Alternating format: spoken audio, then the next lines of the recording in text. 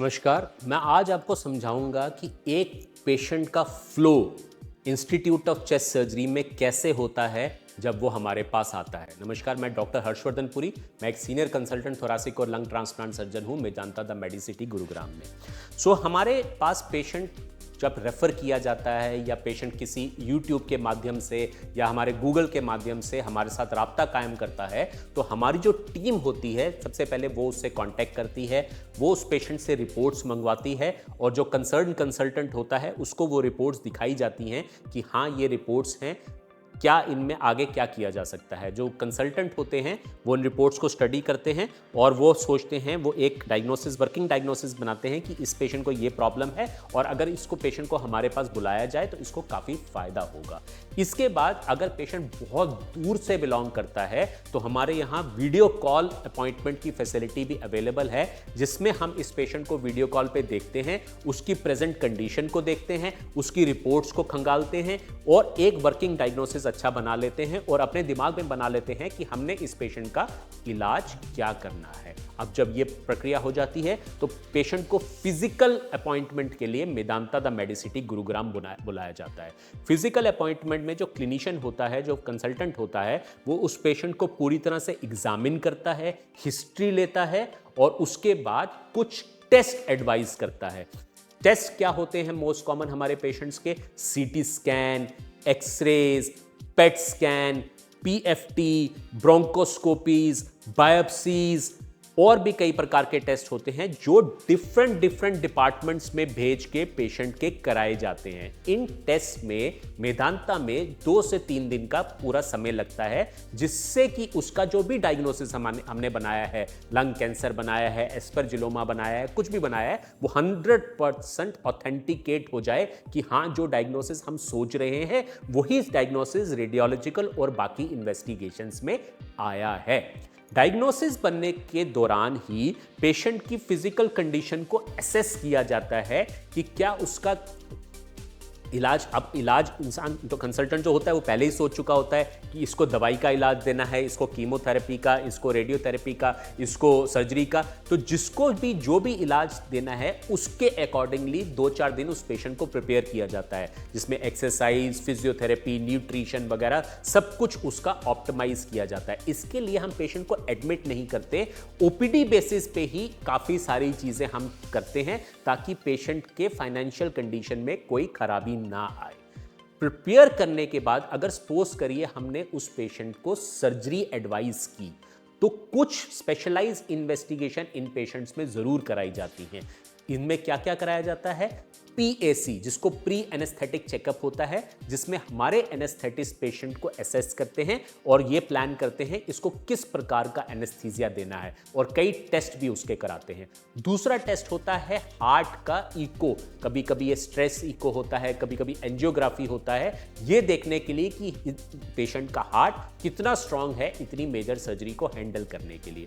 और कुछ basic test जो हमारे फिजियोथेरेपिस्ट करते हैं, जिसको पीएफटी कहते हैं, 6 मिनट वॉक टेस्ट कहते हैं, स्टेयर क्लाइंबिंग टेस्ट कहते हैं, जिससे पता चलता है इसकी लंग कैपेसिटी पेशेंट की कैसी है और अगर हम लंग का इतना भाग निकालेंगे तो उसका पेशेंट की दिनचर्या पे क्या इफेक्ट आता है। ये सारे टेस्ट हो जाने के बाद और अगर इस टेस्ट में पेशेंट पास हो जाए पूरी तरह से तो उसको सर्जरी की डेट मिलती है। सर्जरी की डेट अमूमन हमारे यहाँ पे हफ्ते भर के अंदर की मिल जाती है।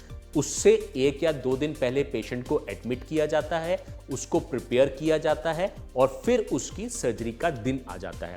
सर्जरी के दिन से पहले रात तक पेशेंट को हिदायत दी जाती है कि वो 10-11 बजे तक अपना खाना पीना पूरा कर ले और उसके बाद पानी की एक बूंद भी सिस्टर से पूछे बगैर ना ले। अगले दिन मॉर्निंग में उस पेशेंट की सर्जरी होती है।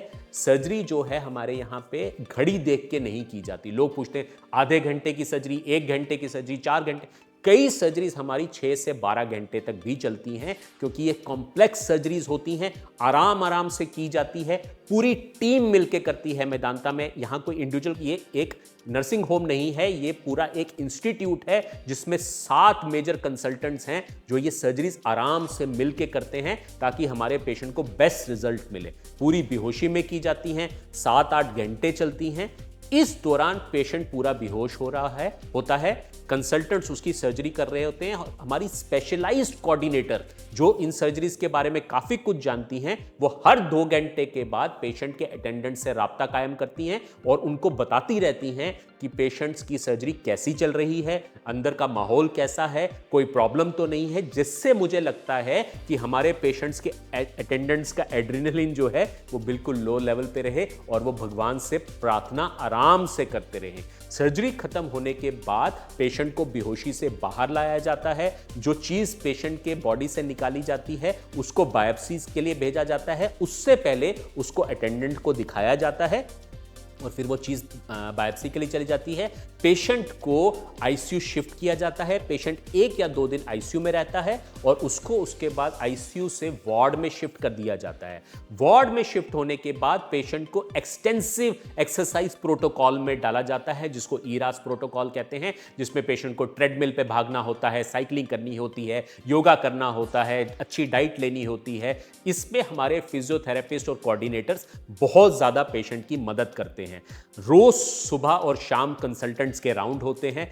हमारे यहाँ ये इंस्टीट्यूट है, ऐसा नहीं है कि डॉक्टर हर्ष ने आपको देखा है तो डॉक्टर हर्ष ही अगले दिन आपको देखेंगे। सारे कंसल्टेंट्स मिलकर सबके पेशेंट्स देखते हैं और पेशेंट्स को बेस्ट केयर प्रोवाइड करते हैं। तो अगले दिन सुबह भी कंसल्टेंट पेशेंट को देखता है, शाम को भी कंसल्टेंट पेशेंट को देखता है। रेजिडेंट फोर्स हमारी पूरी की पूरी जो कि एडवांस डॉक्टर्स हैं, एमसीएच कर रहे हैं, पोस्ट एमएस डॉक्टर्स हैं, वो 24 घंटे अवेलेबल होते हैं इन पेशेंट्स की सेवा के लिए। हमारी सिस्टर्स, कोऑर्डिनेटर्स, स्पेशलाइज्ड सिस्टर्स हैं जो थोरेसिक सर्जरी में पिछले 10-10 साल से काम कर रही हैं, बहुत ही एक्सपीरियंस्ड है। वो 24 घंटे इन पेशेंट्स के साथ होती हैं। बहुत अच्छी केयर इन पेशेंट्स को प्रोवाइड की जाती है और 5 दिन, 4 दिन, 5 दिन, हफ्ते भर के अंदर इन पेशेंट्स को डिस्चार्ज कर दिया जाता है। डिस्चार्ज करने के बाद इनको हिदायत दी जाती है कि अगले 5-6 दिन आप मेदांता के आसपास रहिए, हमें 1 या 2 बार ओपीडी में आके दिखाइए। अगर एडमिटिंग कंसल्टेंट को लगता है कि पेशेंट बिल्कुल ठीक है तो पेशेंट को घर जाने की हिदायत भी दे दी जाती है और उसको प्रॉपर फॉलोअप समझा दिया जाता है, कितने दिन बाद करना है, कैसे करना है। हमारे यहाँ पे फॉलोअप वीडियो कॉल अपॉइंटमेंट पे भी होता है। हमारी 24 आउट स्टेशन ओपीडीज होती हैं, तो उन 24 आउट स्टेशन ओपीडीज में जहां का भी पेशेंट होता है, सपोज करिए वो जम्मू का है, विशाखापट्टनम का है, भुवनेश्वर का है, वहीं पे वहां कंसल्टेंट जो है उस पेशेंट को फॉलोअप कर सकता है आगे, ताकि पेशेंट को कोई इनकन्वीनियंस ना हो पोस्ट ऑपरेटिव पीरियड में। तो आपने देखा एक पेशेंट का flow Medanta the Medicity Gurugram में इंस्टीट्यूट ऑफ चेस्ट सर्जरी में डॉक्टर अरविंद कुमार की पूरी टीम के द्वारा कैसे किया जाता है, जो कि हिंदुस्तान की सबसे बड़ी टीम है थोरेसिक सर्जरी की। नमस्कार।